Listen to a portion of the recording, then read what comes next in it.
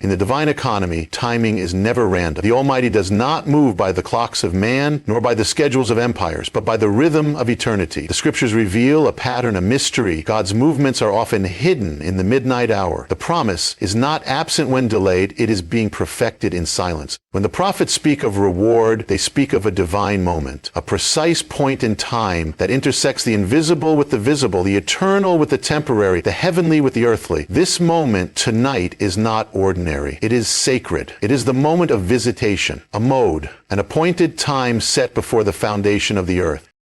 Consider the night, the darkness that covers the land, the silence that falls over creation. It is the hour when kings sleep, when watchmen grow weary, when the oil in the lamp seems to flicker and fade. But it is also the hour when God begins to move. It was at midnight that the cry rang out, "Behold, the bridegroom cometh." It was at midnight that the angel of the Lord passed over Egypt, bringing both judgment and deliverance. It was at midnight that Paul and Silas sang hymns in the prison and the foundations of the earth shook. Why? Because midnight is the hour that separates one day from the next. It is the dividing line between what was and what shall be. It is in the midnight hour that God reveals the fullness of his sovereignty, when all hope seems buried, when delay feels like denial, when your prayers have stretched into the silence of years. That is the moment when he steps in. The reward does not come when the crowd watches. It comes when no one expects. For the Lord hides his treasures in darkness. He hides his glory in the cloud, and he hides his reward in the moment when the world sleeps. It is not a time of chance. It is the exact moment that heaven had ordained for release. And so if the Lord has declared you will be rewarded tonight, then it means this is not just a casual declaration. It is a revelation of divine sequence. For every act of obedience, every moment of sacrifice, every tear shed in secret, it was all measured. Not one prayer went unheard. Not one act of righteousness went unseen. The reward is not a result of random favor. It is the fruit of faithfulness. And that faithfulness is now being answered in the time of God's choosing. In Hebrew, the concept of reward is bound to the covenant. The word is sakar, and it is not merely a transaction of wages. It is the fulfillment of a promise. It is God remembering what was sown in faith. It is heaven responding to earth. And it is always released at the precise time, often the very moment when all seems lost. The pattern is there throughout the scriptures. Joseph waited in the dungeon, and at the appointed time, Pharaoh called him forth. Mordecai was overlooked for years, but in one night, the king could not sleep, and the book of remembrance was opened. Daniel fasted and prayed for 21 days, but the angel said, "From the moment you prayed, I was sent, but I was resisted." There was delay, but not denial, and when the delay was broken, the answer came swiftly. There is something in the midnight hour that cannot be explained with logic. It is prophetic in nature. The reward that comes at this hour is often a culmination, a tipping point in the spirit. It is the moment when obedience meets completion, when testing meets fulfillment, when wilderness gives way to breakthrough. And yet, it doesn't appear with thunder or fanfare. It arrives silently, like the dew on Mount Hermon, like the whisper on the mountain. That is why it is often missed by those who seek signs. But for those who have kept the watch, who have stayed the course, who have refused to bow, they will know. They will feel the shift. They will discern the moment. And that moment is now. Tonight is not the same as last night. It carries the weight of prophetic significance. It is not about what man has said, but what God has decreed. The midnight hour is not the end. It is the beginning. It is the womb of deliverance. And when God says, "You will be rewarded tonight," he is not speaking of a distant promise. He is revealing a present fulfillment. He is opening the scroll. He is setting in motion what was always planned. The clock of heaven has struck the appointed time. There is a reward that does not come to those who seek the stage, but to those who remain faithful in the silence. Heaven honors what is done in the secret place. The world celebrates the spotlight, the public display, the noise of platforms and applause. But the throne of God watches the quiet places, the unseen decisions of righteousness, the whispered prayers in the middle of the night, the private acts of obedience when no one else sees. The reward of heaven is not for the ones who perform, but for those who endure. And that endurance is most often tested in obscurity. The word declares that your Father who sees in secret will reward you openly. The hidden things are not hidden from God, they are hidden for God. Faithfulness in the secret place is the currency of heaven. It is not charisma that draws the eye of the Almighty, it is character formed in the fire. It is integrity forged in silence. The saints of old were not shaped in palaces, but in deserts, in caves, in prisons. Moses was not prepared in Pharaoh's house, but in the wilderness. David was not anointed on the battlefield, but in the field with the sheep. Joseph was not raised in the palace, but in the pit and the prison. And each of them was tested, not before men, but before God. Their reward came not because they impressed people, but because they pleased the Lord. The reward is for those who refuse to compromise when compromise would have made life easier. It is for those who chose the narrow way when the broad way seemed more convenient. It is for the ones who remained faithful when the cost was high and the benefit unclear. These are they who worshipped in the drought, who tithed in the famine, who fasted when others feasted, who loved when they were hated. These are the servants who kept the lamp burning even when the night seemed endless, who guarded their hearts when no one else would know the difference. And heaven took note. In the courts of the Most High there are books. Books of remembrance, books of tears, books of destiny. And every time a choice was made for righteousness over rebellion, every time the flesh was crucified, every time pride was laid down and truth was upheld, something was recorded. The angels bore witness to your tears. The Spirit of the Lord hovered over your hidden battlefields. You were not forgotten. You were not abandoned. You were being watched intimately, faithfully, by the one who weighs the motives of the heart. Faithfulness in hidden places is not a delay of destiny. It is the foundation of it. What is birthed in private is what will stand in public. The tree planted by streams of water does not bear fruit immediately, but its roots grow deep in silence, and when the season comes, the fruit appears not as a sudden act of favor, but as the visible result of invisible perseverance. The reward is never truly sudden. It is the unveiling of what was already growing in the dark. Heaven values what man ignores. While the world exalts gifting, heaven honors obedience. While the world pursues recognition, heaven rewards surrender. You may have felt overlooked, but you were being observed by the one whose gaze never wavers. You may have thought your sacrifice was wasted, your effort unnoticed, your prayers unheard. But every moment you chose righteousness in the quiet, every time you resisted sin without a witness, every tear you wept with no one to comfort you, these were not lost, they were sown into eternity.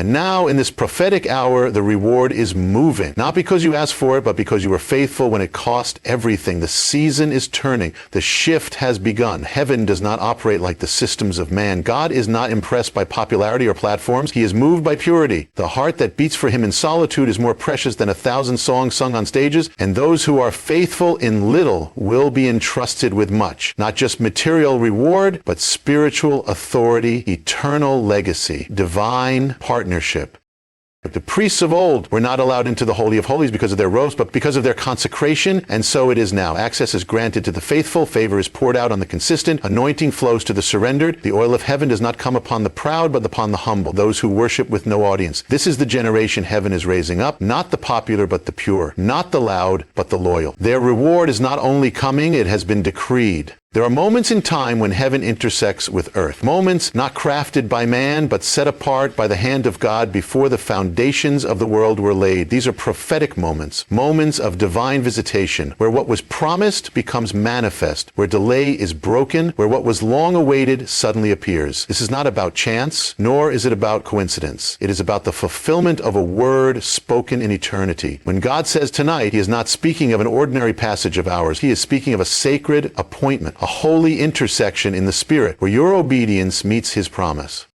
This is the appointed time. In Hebrew, the word is moed, a divine meeting point, a sacred season, a set time on the calendar of God. These moments are not determined by earthly patterns. They are determined by prophetic design. It is the time when the scroll is unsealed, when the gates open, when heaven declares that the waiting season has come to its end. This is not the result of human striving or religious effort. It is the sovereign movement of the Most High, who watches over his word to perform it. The moment of visitation is not earned, it is entered. And it is entered by the path of obedience, by the road of surrender, by the altar of consistency.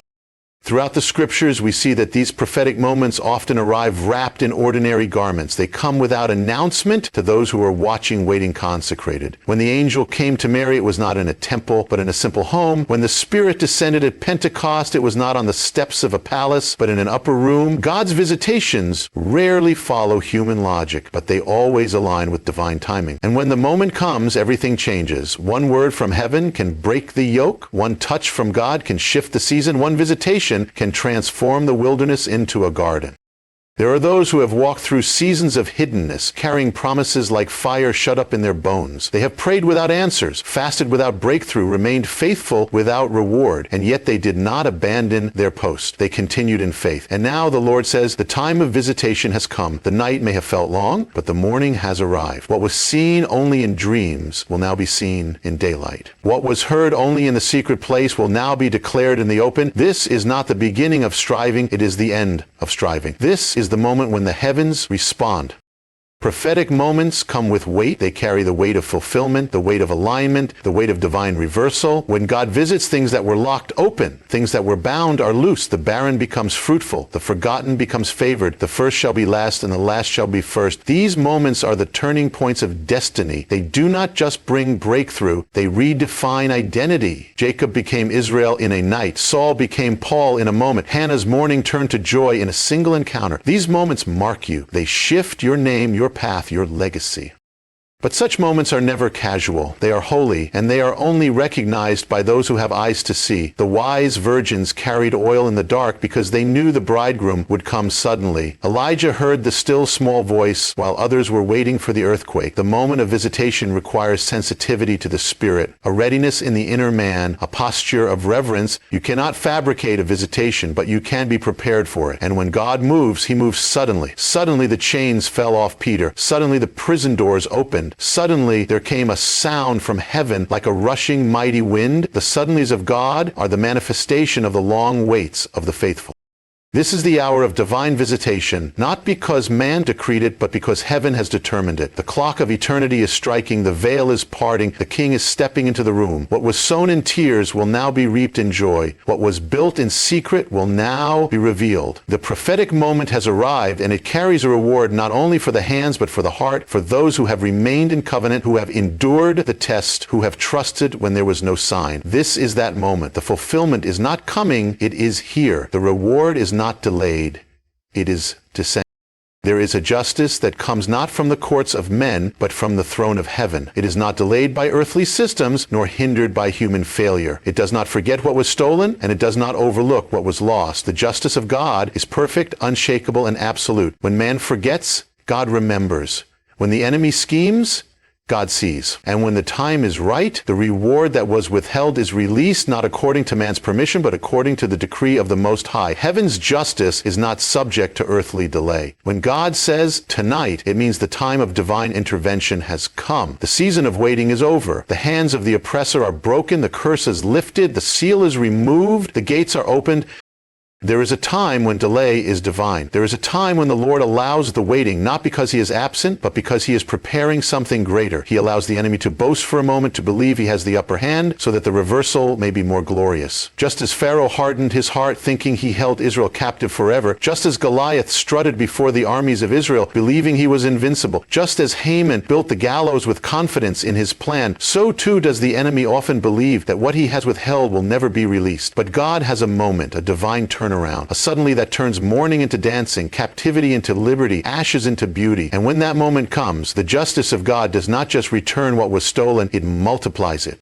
What the enemy delayed was not destroyed. What was held back was not forgotten. It has been preserved, reserved, sealed for the moment of release. The promises that seemed silenced, the breakthroughs that seemed blocked, the answers that seemed denied, none of them were lost. They were hidden for the appointed time. The delays of hell cannot cancel the decrees of heaven. The hand of the adversary is not stronger than the voice of God. When the Lord says enough, every chain must break. When he commands release, no wall can stand. And when he declares reward, no force in heaven or earth can hinder the outpouring. Heaven's justice is not reactionary, it is redemptive. It restores what was taken, yes, but it does more. It transforms what the enemy meant for evil into vessels of glory. It takes the dry places and makes them rivers. It takes the years the locusts have eaten and repays them in fullness.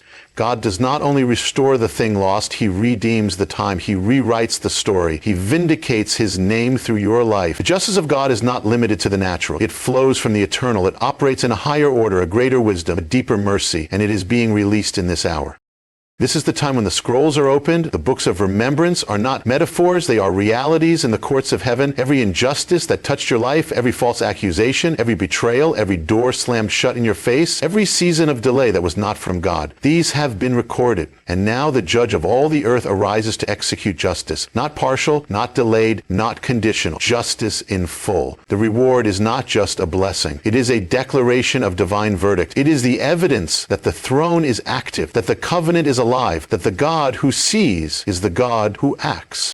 There are moments in Scripture when God's justice broke forth like a flood. The Israelites walked out of Egypt not empty, but with the wealth of their oppressors. Job received double for his trouble. Esther was crowned queen, and Haman was hung on his own gallows. David, who was chased through caves, was anointed king. The justice of God is a reversal. It undoes the works of darkness. It breaks generational curses. It silences the accuser. It brings rest to the weary and strength to the weak. And in this moment, it is being poured out like rain.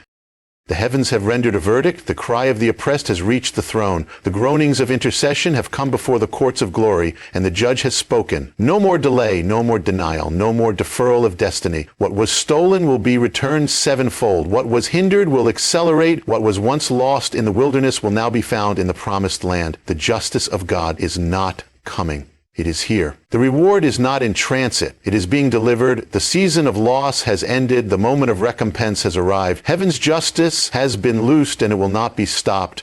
There is a realm beyond the natural where things are decided long before they manifest on earth. It is the unseen that governs the seen. The invisible realm of the Spirit is where battles are fought, where victories are secured, where decrees are made before they touch the world of men. And in this realm, there are moments of divine finality, moments where the gavel of heaven strikes, where the outcome is.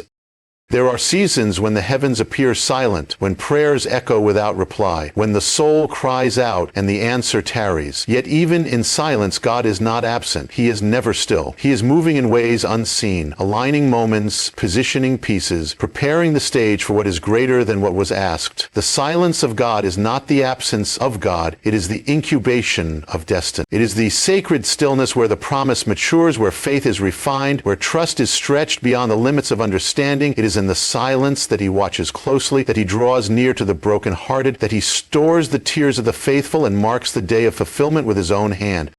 There are those who have walked long in darkness, not because they were outside his will, but because they were inside his purpose. They followed the cloud, and yet the road led into wilderness. They obeyed the voice, and yet the doors remained shut. They sowed in faith, and yet the field remained barren. But what they did not see was what heaven was writing behind the veil. For the delay was never a denial. It was a divine concealment, a hidden preparation for a reward that could not be born prematurely. There is a reward that can only come at the fullness of time, when the vessel has been prepared to carry it, when the soul has been strengthened to steward it, when the heart has been purified to receive it without corruption. The waiting season is not wasted time. It is holy time. It is the fire that purifies gold. It is the weight that builds strength. It is the pressure that forges the sword. The waiting is the proving ground of those called to carry more than a blessing. It is for those called to carry authority. To reign with him is not merely to receive favor, but to become trustworthy of it. That trust is built in the delay, in the choosing of faith over fear, obedience over understanding, surrender over control. And for those who have remained in the place of waiting, who have refused to move ahead of his timing, who have stood still when the flesh cried out to run, they are the ones now standing at the edge of breakthrough. There is a night when the delay breaks, a night when what was sown in secret begins to spring forth in open sight. That night is not marked by a clock, but by a decree. It is a moment of divine reversal, when the tears you wept become the oil that anoints your head, when the prayers you prayed return to you as answered fire. It is the moment when the reward is no longer hidden. It comes not because of striving, but because the Father has said it is time. And when heaven says it is time, no resistance can stop it, no enemy can block it, no gate can remain closed. The very foundations begin to shake, not because of noise, but because the presence of the Lord has entered the season. The reward is not only what you receive, it is who you become. It is the transformation wrought in the furnace. It is the wisdom gained in the silence. It is the authority earned in the wilderness. That reward is eternal. It is unshakable. It is not merely material provision, but spiritual promotion. It is a crown of endurance, a mantle of favor, a shift in the atmosphere around your life. And when the reward comes, it doesn't just bless, it establishes. It doesn't just provide, it commissions. You are not simply receiving something, you are becoming someone new. The waiting changed you, and the reward confirms the transformation. This night is sacred because it is not random. It is written. It was known by the one who sits above time. Before you saw the need, he had already prepared the answer. Before you cried out, he had already dispatched the response. And now the veil is lifting. The night is pregnant with fulfillment. The delay has completed its assignment. The appointed time is no longer coming. It has come. And with it, the reward arrives, not only to fill your hands, but to mark your life. The Lord who sees in secret is rewarding in the open, not as a gesture, but as a declaration. Heaven is bearing witness to your faithfulness, and the moment has been sealed by the word that cannot fail.